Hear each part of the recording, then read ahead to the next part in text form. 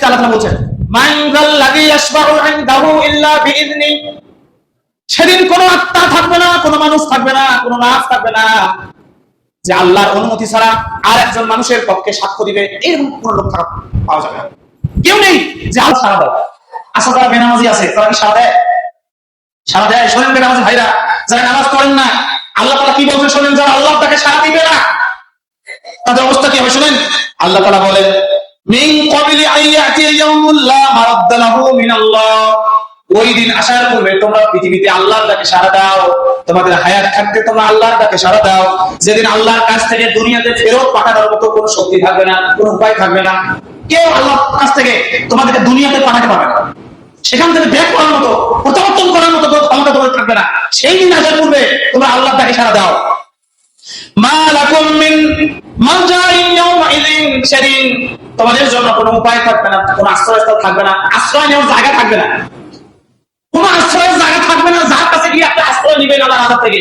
এরকম মানুষ, এই সমস্ত কোন সৃষ্টিজীব সেদিন থাকবে না যে কার কাছে আপনি আশ্রয় নেবেন, এরকম লোক নাই, একমাত্র আল্লাহ ছাড়া। যে আল্লাহ আপনাকে আশ্রয় দিবেন এই পৃথিবীতে, সেই আল্লাহর বিধান মানার দরকার আছে না? সম্মানিত উপস্থিতি, ওমা লাকুম মিন নাকির, আর সেদিন তোমাদের কোনো সাহায্যকারীও থাকবে না। নাকির, নাকির বলা হয় সাহায্যকারী। আশ্রয়স্থল, যিনি আশ্রয় দিবেন, দয়া করে ভাই আমি তো জান্নাতি হয়ে গেছি, আমি তো আল্লাহর মাহবুব বান্দা, আসো তোমার জন্য আমি একটু ব্যবস্থা করতে পারি নাকি, আমার কাছে আসো, এই কথা বলার কোনো লোক থাকবে না সেদিন কিয়ামতের মাঠে।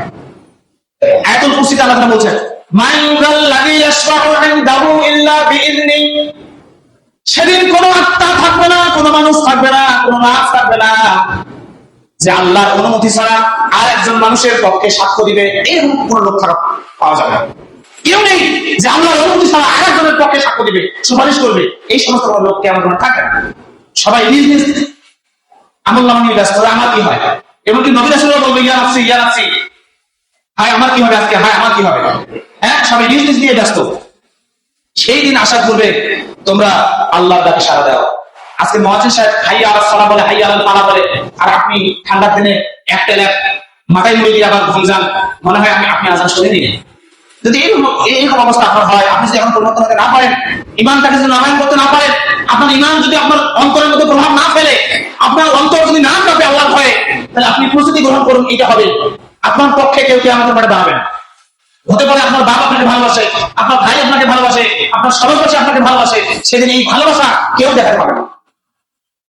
সম্মানিত উপস্থিতি, আল্লাহ তাআলা বলেন, ইয়া আইয়ুহাল্লাযীনা আমানু, হে ঈমানদারগণ, হে বিশ্বাসীগণ, আনফিকু মিম্মা রাযাকনাকুম, তোমাদেরকে আমি যে রিজিক দিয়েছি সেই রিজিক থেকে তোমরা ব্যয় করো, দান করো।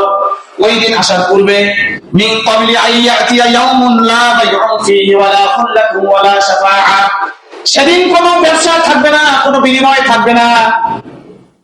লা বাইউন ফীহি, কোনো বিনিময় নেওয়া হবে না। ব্যবসাতে কি দেওয়া হয়? বিনিময় না, আমি টাকা দিলাম আপনি আমাকে বেতন দিবেন, তো সেদিন এরকম কোনো ধরনের বিনিময় চলবে না।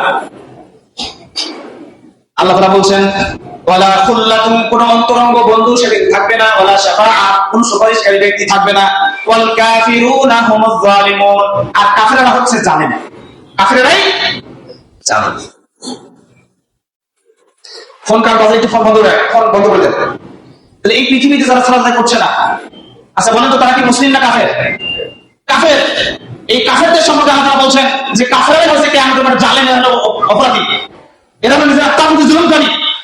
কাজেই সেই দিন আসার পূর্বে, যেদিন ব্যবসা বাণিজ্য কিছু থাকবে না, কোনো বিনিময় নেওয়া হবে না, সেই দিন আসার পূর্বে তোমরা আল্লাহকে ভয় করো। সেই দিন আসার পূর্বে আল্লাহকে বন্ধু হিসেবে গ্রহণ করো।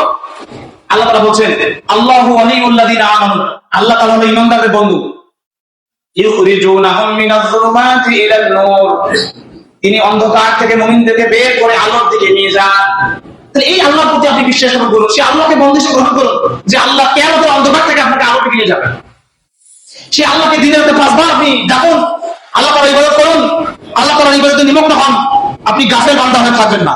সম্মানিত উপস্থিতি, এরপরে আল্লাহ সুবহানাহু ওয়া তাআলা বলেন, ইয়া আইয়ুহান নাস, হে মানুষ সকল,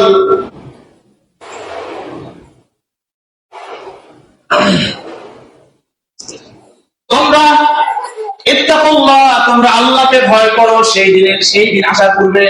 আল্লাহকে ভয় করো তোমরা।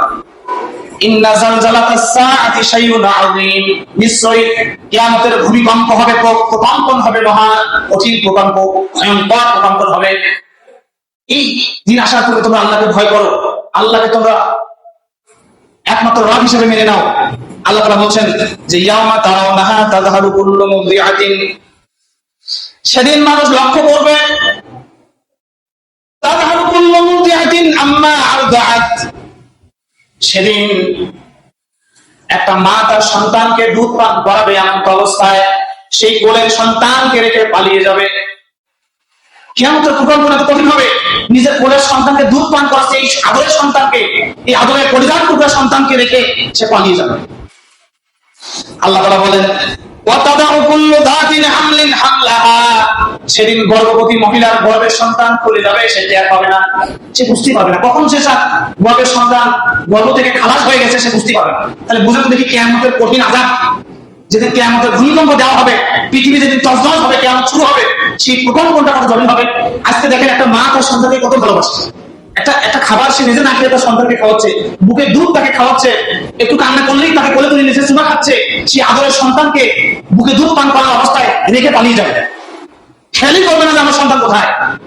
আর কোন মায়ের যখন সন্তান প্রসব করার সময় হয়, তখন সবার কাছে দোয়া নেয় না, দোয়া নেয় তো নাকি, যে আমার জন্য দোয়া করিয়েন। এই যে ব্যথা উঠছে, হয় আমি বাঁচবো কিনা জানি না, কারণ কত মা তার সন্তান প্রসব করার সময় মারা যায় না, যায় না। তো সেই কিয়ামতের কঠিন প্রকম্পন যেদিন শুরু হবে, সেদিন গর্ভবতী মহিলার সন্তান খুলে যাবে, সে বুঝতেই পারে না। প্রসব বেদনা কি কঠিন বেদনা, মৃত্যুর মতো যন্ত্রণা। একটা মায়ের যখন সন্তান প্রসব হয়, কিয়ামতের জটিল কম্পন এত বেশি হবে যে সেই মা সন্তান প্রসব করবে বুঝতেই পারবে না। এরপর আল্লাহ তাআলা বলেন ওয়াতারান নাসা সুকারা ওয়া মা হুম বিসুকারা, সেদিন তুমি মানুষদেরকে দেখবে মাতালের মতো দিক বিদিক ছুটে পালাচ্ছে, মাতালের মতো মনে হয় পাগল হয়ে গেছে, দিক বিদিক ছুটে পালাবে। আল্লাহ তাআলা বলছেন ওয়া মা হুম বিসুকারা, অথচ এরা মাতাল নয়, এরা মদ খায় নাই, কিসের জন্য দেখো পালাচ্ছে, দিক বিদিক পাগলের মতো ছুটাছুটি করবে কেন? আল্লাহ তাআলা বলেন ওয়ালাকিন্না আযাবাল্লাহি শাদীদ, আল্লাহ তাআলার শাস্তি বড় কঠিন, আল্লাহ তাআলার কঠিন শাস্তি দেখে তারা দিক বিদিক এভাবে পালিয়ে যাবে, উপায় থাকবে না, কিয়ামতের মাঠে হাজির হতেই হবে। ভাই সেই দিন আশা করবো আল্লাহকে ভয় করুন, আপনার জীবনটা একটু পরিবর্তন করুন, তাহলে আল্লাহ তাআলা আপনাকে রক্ষা করবেন। সম্মানিত উপস্থিতি, আল্লাহ তাআলা বলেন সূরা, সবাই আমরা সূরা জিলজাল পড়ছি না? সূরা জিলজালের মধ্যে আল্লাহ তাআলা বলছেন ইযা যুলজিলাতিল আরদু জিলজালাহা, যেদিন পৃথিবীকে কঠিন প্রকম্পনে প্রকম্পিত করা হবে, ওয়া খারাজাতিল আরদু আসফালাহা, পৃথিবী তার তল থেকে সমস্ত খনিজ সম্পদ গুলোকে বের করে দিবে, মানুষগুলোকে বের করে দিবে, সোনার খনি, রূপার খনি, কয়লার খনি, সমস্ত দামি দামি সম্পদ গুলোকে পৃথিবী বের করে দিবে।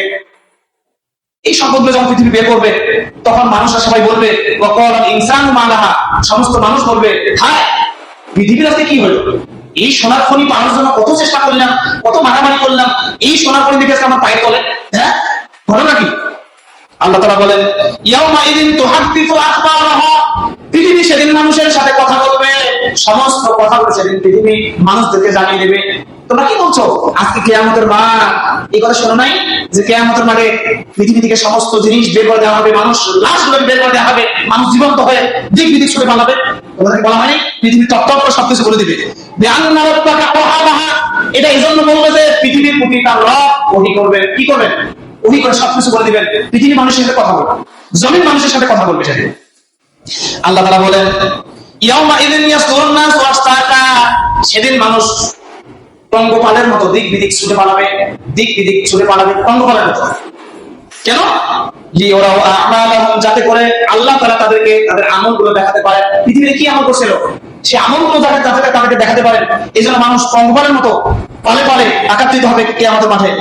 ফামাইয়া আমাল মিসকালা যাররাতিন খায়রান ইয়ারা, যে ব্যক্তি পৃথিবীতে একটা যাররা পরিমাণ ভালো কাজ করবে সেটাও সে সেদিন দেখতে পাবে।